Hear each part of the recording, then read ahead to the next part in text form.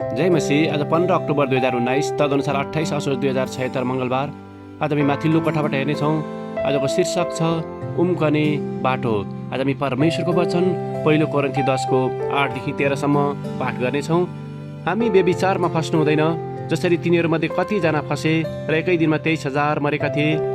हामीले प्रभुको परीक्षा गर्नु हुँदैन, जसरी तिनीहरूमध्ये कतिले गरे र सर्पहरूद्वारा नष्ट भएका थिए।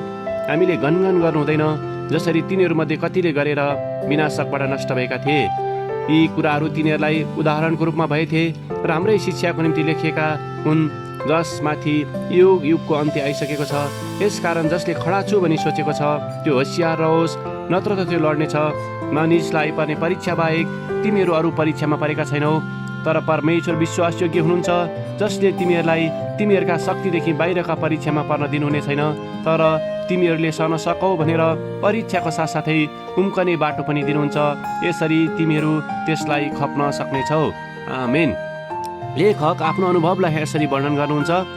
दिनभरि काम गरेको थकानको कारणले म घर जान हतारिँदै थिएँ। म हतार किराना पसलमा गएँ र आवश्यक सामानहरू किनेर फर्कँदै थिएँ।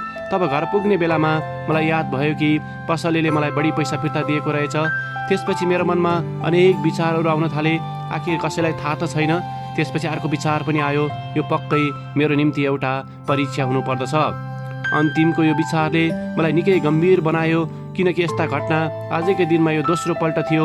योभन्दा अगाडि म सार्वजनिक बसमा यात्रा गर्दै थिएँ र मैले पैसा तिर्न बिर्सेछु, तर भित्रबाट परमेश्वरले मलाई आवाज दिएर भन्दै हुनुहुन्थ्यो कि यदि मैले आज पैसा नतिरिकन गएँ भने मैले पापलाई निरन्तरता दिनेछु, तर यदि फेरि गएर बसको भाडा तिरेँ भने म आफ्नो विश्वासको यात्रामा निरन्तर वृद्धि हुनेछु। मैले बसको भाडा तिरेर पसलेले मलाई दिएको बढी पैसा पनि फिर्ता गरेँ। पैसाको कमी भएको बेलामा एकै दिन यस्ता 2वटा घटना हुँदा मलाई यो कुराको याद आयो कि कहिलेकाहीँ जब हामीलाई लोभ्याउने परीक्षाहरू आउँदछन्, तब यसले हाम्रो विचारलाई धमिलो बनाउँदछ र गलत कुरालाई पनि ठिक हो कि भनेर सोच्न थाल्ने बनाउँदछ। तर परमेश्वर विश्वासयोग्य हुनुहुन्छ र हामीलाई जहिले पनि सही निर्देशन र हप्की दिएर हामीलाई परीक्षाको सामना गर्न सहायता गर्नुहुन्छ।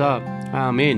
आजको विचार, आज मेरो जीवनमा आउने हरेक परीक्षाबाट उम्कन म परमेश्वरलाई हेर्नेछु।